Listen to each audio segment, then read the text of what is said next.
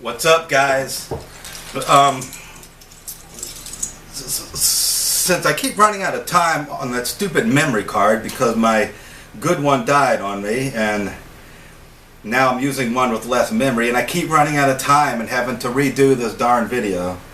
So I'm just going to set my timer right here for 18 minutes. Hopefully the battery will endure.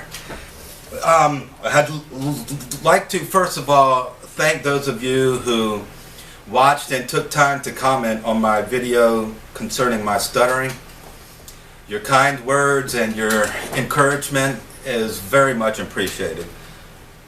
Did I say that right? Appreciated? I think I said appreciated, but whatever. I'm not redoing this. So I'd like to take some time here to show you guys some of my trick carved pieces. Now,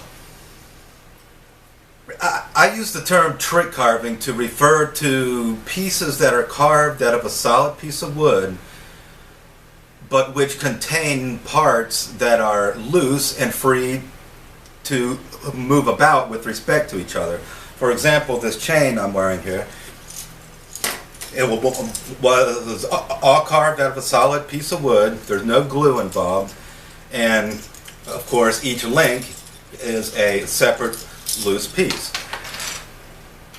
Now, what I am doing here and showing you are, while they're trick carved, the method of carving them in most of these examples, in fact all the ones I'm going to have time for in this video, they're all whittled. You know, the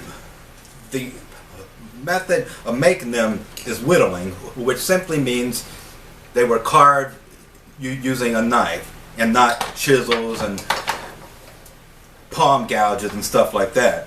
So they are all whittled pieces, but to me, if you refer to a piece as a whittling, it tends to invoke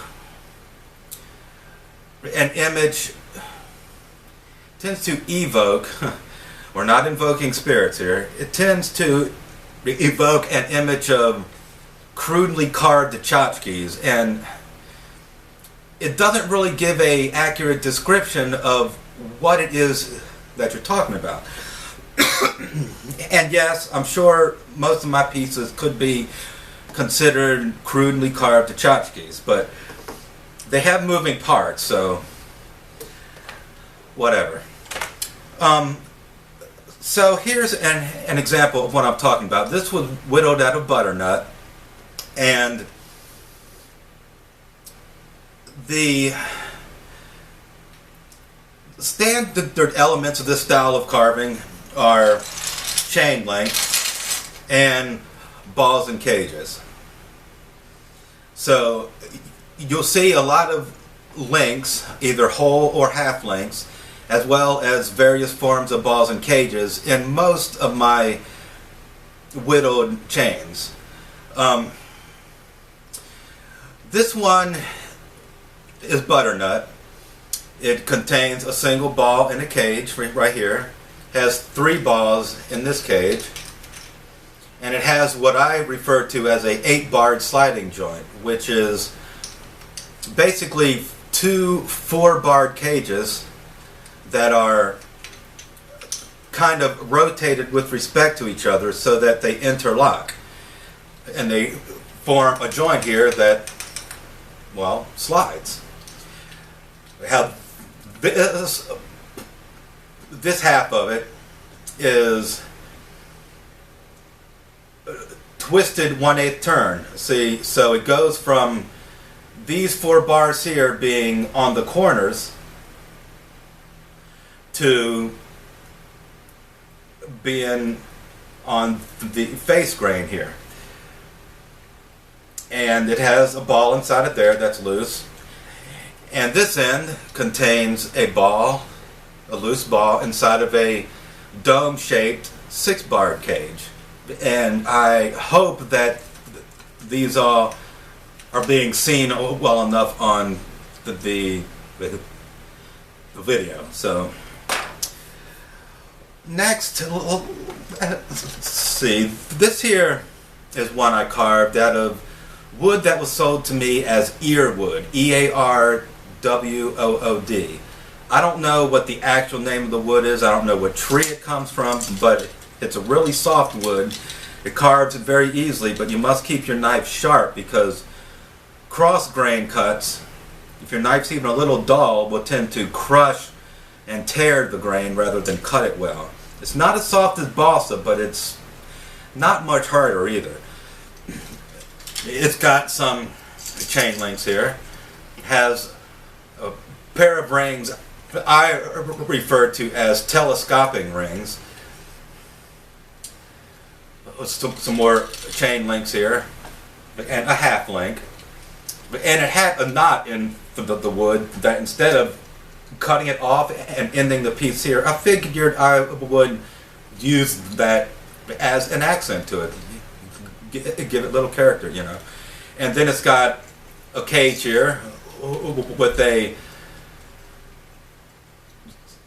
slug that's shaped like a cylinder, but it's got a tapered top edge there, as you see, so it follows the shape of the cage. This piece, as well as this one here, are both coated with about, well, at least 7 coats of spray lacquer. So the colors are the natural colors of the wood. It's just accented with clear lacquer. And this here is some two-tone cedar.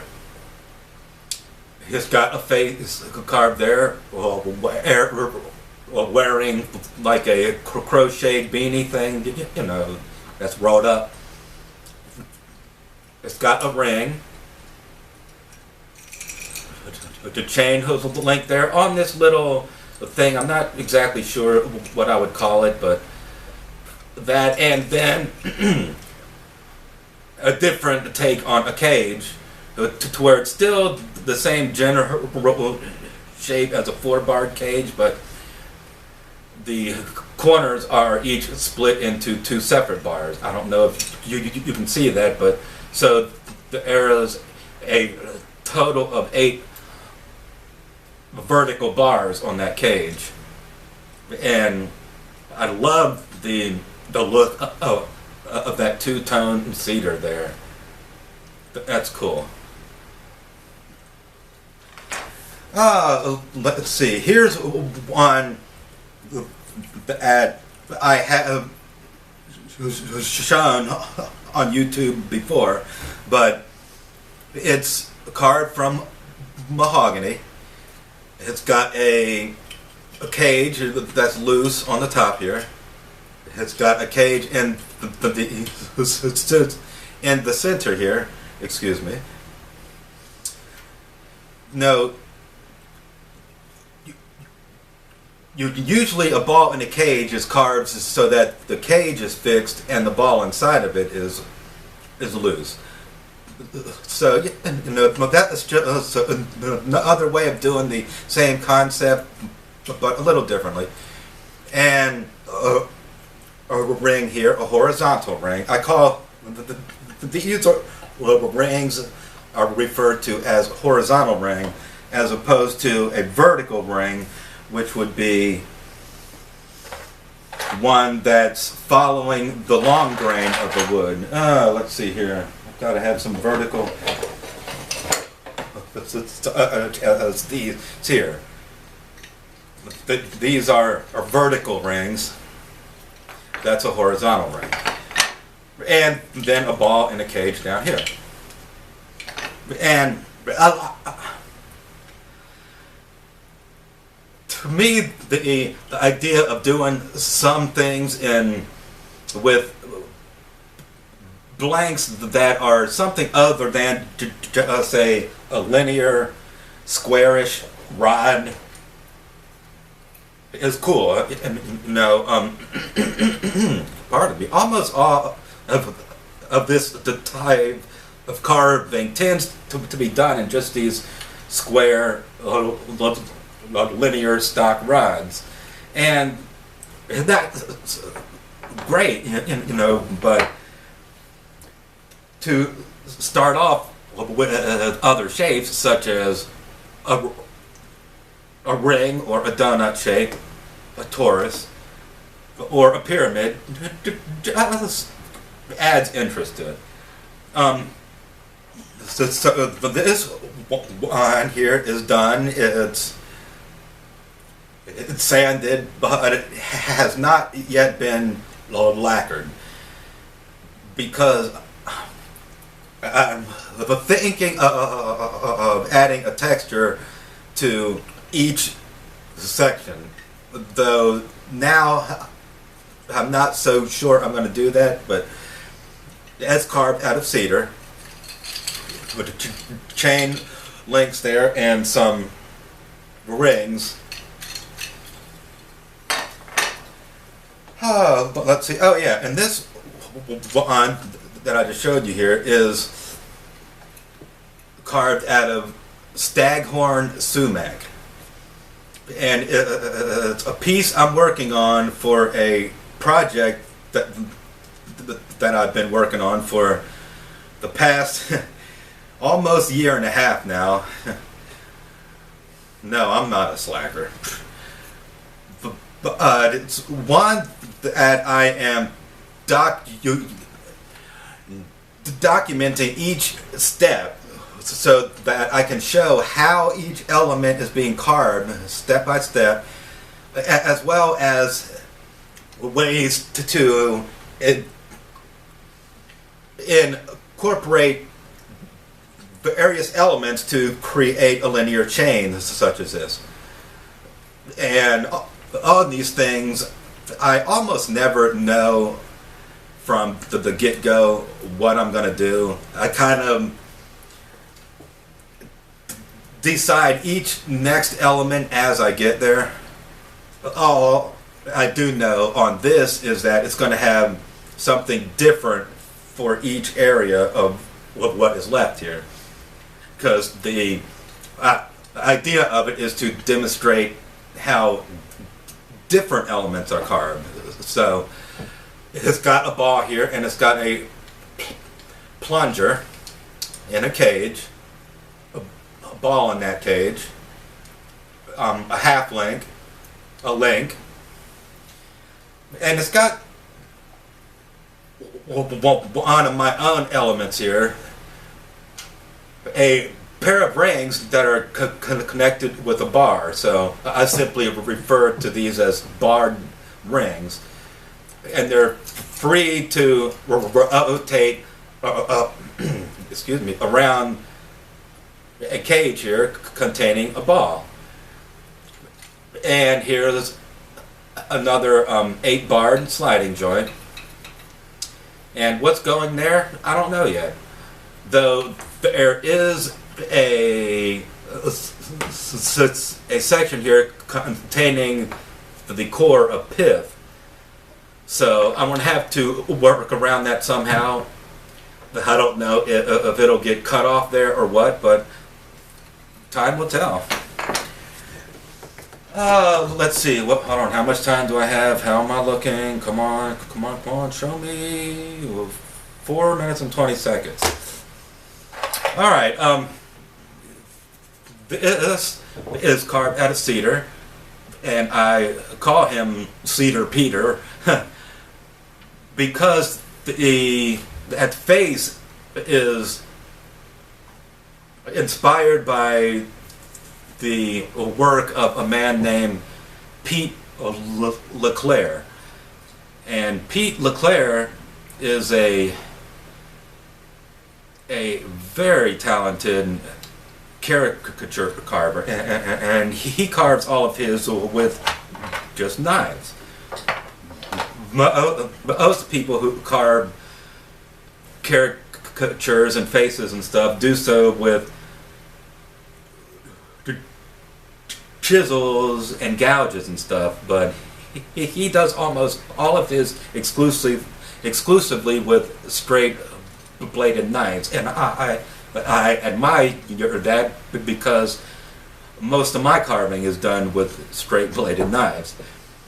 But now this is nowhere near as good as Pete's work, but hey, it's cool to me.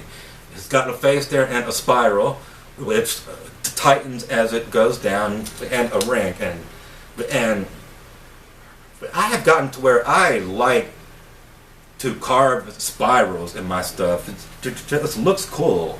I enjoy how it turns out. I have another one here I was going to show you. Yeah. This too is carved out of butternut, like this one here. The old standby, the classic chain links, and a spiral. I love those spirals. They're cool. And links there, a ring, a cage that's turned so the corners are on the faces of the blank, and it's got a cylinder inside of it, and then a cage on the bottom containing a ball. Let's see here. I think I'm about to run out of time. Let's make this quick here. Something quick. This one is carved out of mahogany. It's got the telescoping rings and a half link, and an element I came up with my very first carving. It's like a figure 8 that feeds through itself.